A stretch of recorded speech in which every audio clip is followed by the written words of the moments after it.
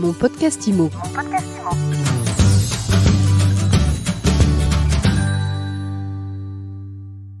Il y a un peu plus de 5 ans maintenant, les professionnels de l'immobilier se donnaient la main pour lancer Bien Ici.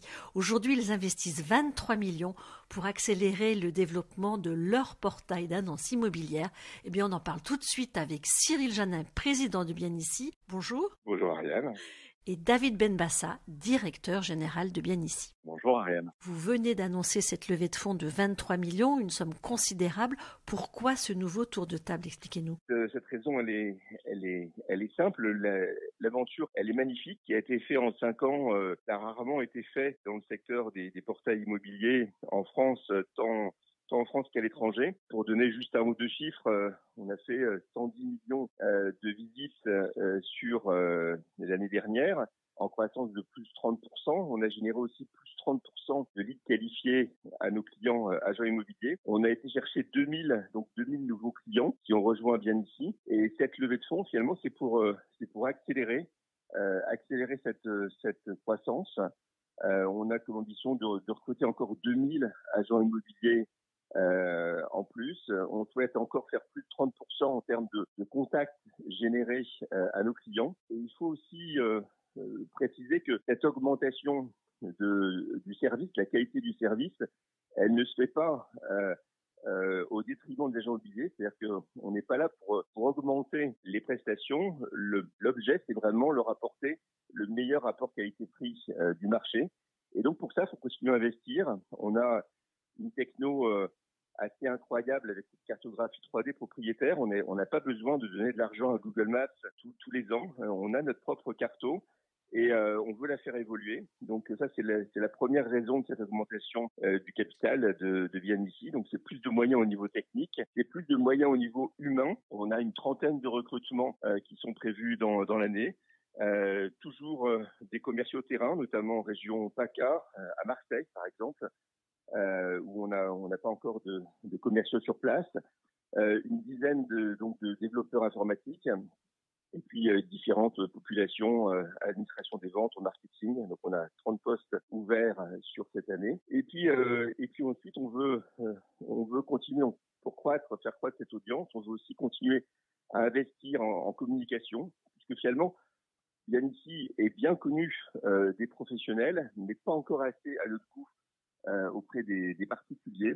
Donc on a prévu cette année de faire x2 en termes d'investissement médias. Donc cette année, on va nous voir sur les grands médias et dès le mois de février, on va y aller de manière assez importante. Donc là, un objectif donc de croissance de notoriété. Et puis un dernier sujet aussi sur qu'est-ce qu'on va faire de ces 23 millions d'euros. On a un secteur de la PropTech en France qui est bouillonnant, qui est foisonnant. Il y a plein de super boîtes et ces boîtes-là, souvent, elles ont des belles technos, mais ce qui leur manque, c'est la commercialisation. Et Bien Ici, finalement, avec ses 40 actionnaires pro, est le meilleur moyen de faire éclore et de faire développer de nouvelles technologies, de nouvelles fonctionnalités. Et donc là, on fait un appel aux jeunes pousses françaises de la PropTech. Venez échanger avec nous. Voilà, on a les moyens et on a surtout l'accès de nos 40 actionnaires professionnels qui se feront un plaisir de vous accueillir, de découvrir vos produits et nous on vous aidera à les pousser. La quatrième source d'utilisation de cet argent, c'est de la croissance externe sur des jeunes startups françaises. Donc aider les jeunes pousses à se développer.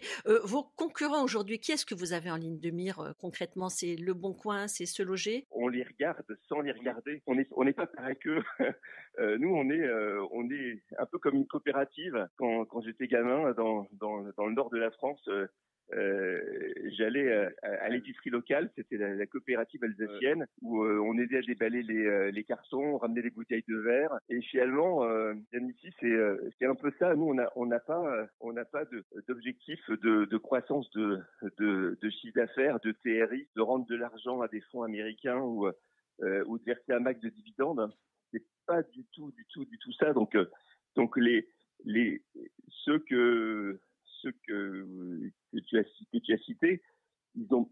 optique que nous. Notre objectif, c'est être la référence du marché, la préférence du marché, être le meilleur rapport qualité-prix. Et donc, notre prix, là, est 199 euros par mois. Si on le compare au prix des concurrents que tu as cités, qui ont un panier moyen qui est plutôt à 700 ou 800 euros par mois et qui ont comme volonté de continuer à l'accroître. Nous, c'est pas du tout le cas. Donc, je me comparerai jamais à me dire, je veux faire les 200 millions d'euros de chiffre d'affaires d'un groupe Se Loger en France, où j'irai jamais vouloir en faire plus et faire le métier de nos clients. On reste à notre place et ça, on est porté par nos actionnaires parce que, encore une fois, ce sont eux qui, en termes de gouvernance, on a un comité stratégique qui définit avec eux les prix, l'utilisation de la data, ce qu'on peut faire, ce qu'on peut pas faire. Donc c'est hyper clean. Voilà. Donc pour répondre à ta question, non, on se compare sur l'audience parce que aujourd'hui le dernier Médiamétrie de décembre est sorti et ceux dont tu parles ils sont à x2. Mais oui, donc on sera content quand on sera devant eux. Ouais. Mais ça va nous prendre encore 2 ou 3 ans. C'est tout à fait faisable, mais on peut pas. Voilà, déjà ce qui a été fait en 5 ans, c'est déjà super. Voilà. Je compléterai en disant qu'effectivement, quand Bien Ici a été créé, on savait que ça allait être un marathon, un marathon de lancer un portail de ce type-là avec l'ensemble de ses actionnaires, ceux de la profession. Et finalement, ces 5 ans, on les a parcourus finalement en sprint. En 5 ans seulement, être sur le podium des portails immobiliers, c'est juste incroyable. Être le 3e acteur du marché à seulement 5 ans avec l'ensemble des solutions qu'on propose, c'est incroyable. Cyril a parlé des croissances de l'année 2020. Finalement, elles ont été continues sur les 5 dernières années. Et ça, je pense effectivement pour tout un tas d'éléments. La première, c'est que, comme on l'a évoqué, on n'a pas du tout la même relation avec nos clients que ceux que peuvent avoir nos concurrents. On n'a pas une relation de prestataire à client, on a vraiment une relation de partenaire. Nos actionnaires sont nos clients. Donc, ça donne une relation d'exigence extrêmement importante dans les deux sens. L'autre élément aussi, c'est que on a tout de suite considéré, et ça, tout le monde l'a vu quand Bien Ici a été lancé, c'est que on s'intéresse à nos 2 clients, le client particulier et le client professionnel.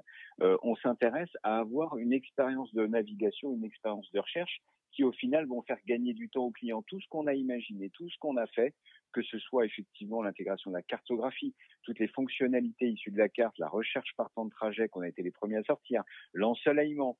Récemment, je parlerai de savoir si la fibre a été déployée dans les quartiers et dans les logements que les consommateurs vont regarder. Ça, c'est des nouveautés qui, finalement, nous font une proximité avec le consommateur et proposent une expérience de recherche clairement différente. C'est ça qui crée la préférence.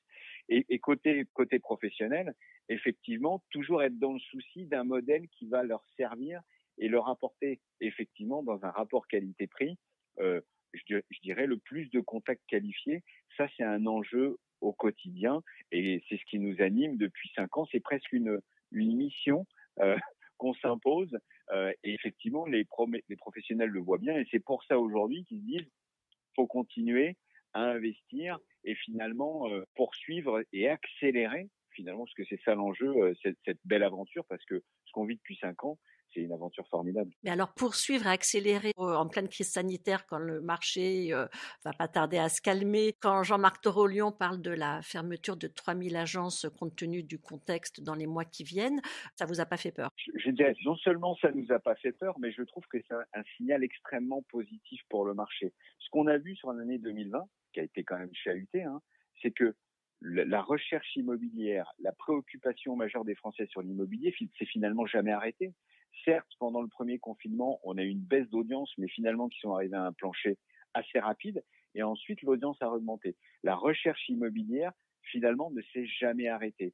Aujourd'hui, effectivement, on est dans un environnement complexe, mais finalement, cet acte collectif massif pour le montant investi et finalement est clairement c'est pas audacieux, c'est pas courageux, je dirais que c'est un acte stratégique que la profession a décidé pour accélérer la digitalisation du secteur par notre entremise. Finalement, c'est ça le sujet, c'est de se dire, il y a 5 ans, les professionnels, finalement, ont eu le nez creux, de se dire, on va se créer notre propre outil, justement avant.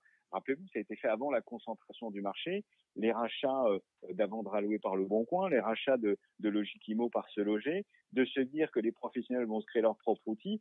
C'est encore un élément aujourd'hui différent avec cette accélération sur la digitalisation, renforcer la position finalement de leur propre outil qui est bien ici. C'est pas dangereux, qu'est-ce que c'est encourageant, je dirais à l'inverse, c'est un acte fort. Ça permet aussi en période difficile le portail immobilier, il est maintenant vital pour la collecte de mandats, pour vendre ou pour louer. Et justement, le fait d'avoir un outil avec un prix qui est fair, qui est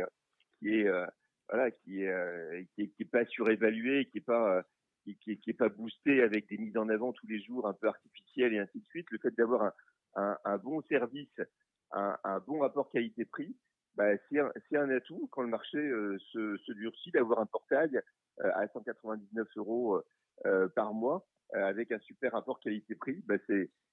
Ça permet aussi d'aider en période difficile un agent immobilier de pouvoir passer cette période difficile. Je voulais parler aussi tu parlais de la situation qui est particulière, mais je dirais presque dès le début, nous on avait, je dirais, pris en compte la nécessité de contextualiser les biens, de faire de la visite à distance, de mettre en place, le suivi d'appel, c'est-à-dire de digitaliser cette relation. Nous on l'a vécu, on l'a anticipé dès le début. C'est encore plus vrai maintenant, et c'est vrai pour l'ensemble des marchés, que ce soit effectivement le marché de l'existant, de l'ancien, mais aussi le marché de la promotion immobilière qui est dans un schéma assez compliqué. Et aujourd'hui, leur trouver des solutions finalement aux deux clients, les consommateurs, pour visualiser les futurs programmes neufs, les modélisations, les visiter à distance, et en même temps proposer des solutions de visibilité et de mise en avant de leurs produits pour les promoteurs comme pour les agents immobiliers. Ça, c'est des solutions qui vont dans le sens de la digitalisation et de rendre des services même dans des contextes un peu compliqués comme ça. Et je rajouterais juste une chose, faut pas oublier que dès l'annonce du premier confinement, avec nos actionnaires, on a pris la décision historique, on va dire, d'offrir pendant toute la durée du premier confinement la prestation, c'est-à-dire que pendant 45 jours, nos clients n'ont été facturés de 0 €. Ils n'ont eu aucune facturation. On leur a offert le service. Et ça aussi, c'est la puissance de cette coopérative professionnelle qui se sont dit, ok, le marché est compliqué, on va pas prélever ces 199 € tant que le confinement va durer. Et ça s'est décidé en 2 temps, 3 mouvements. Oui. En 2 heures, on a fait 2 visios avec le comité strat et avec les actionnaires, et le lendemain matin, on l'annonçait. Et on voit finalement que bien ici commence à avoir un petit peu d'importance. C'est pas prétentieux ce que je veux dire là, mais c'est que finalement, on a annoncé ça, et 2-3 jours après, les principaux acteurs ont été finalement un peu forcés, entre guillemets, ont été un peu entraînés, et donc on suivi en proposant aussi des mesures pour aider les agents. Mais le premier qui a eu cette posture-là, c'est bien ici, et vu son actionnariat, ça se comprend tout à fait. Donc, c'est vous qui avez donné le là. Aujourd'hui, on a dit tout à l'heure, il y a une quarantaine d'actionnaires. On a les principaux réseaux immobiliers, on a les syndicats professionnels, les promoteurs, Nexity. Je crois quand même, malgré tout ça, que vous avez un appel à faire. Il vous en manquerait un pour que vous soyez 100% satisfait. En tout cas, dans les gros et beaux réseaux immobiliers, il y en a un qui cartonne et qui a le vent en poupe, qui est la bourse de l'immobilier, et effectivement qui n'est pas fait partie ni des actionnaires ni des clients. Donc s'il y a un appel à faire, oui, on serait ravis d'échanger et d'avancer ensemble avec la bourse de l'immobilier. S'il y a un appel à faire, ce serait bien celui-là. Ouais. On va voir si Benjamin Salah nous écoute.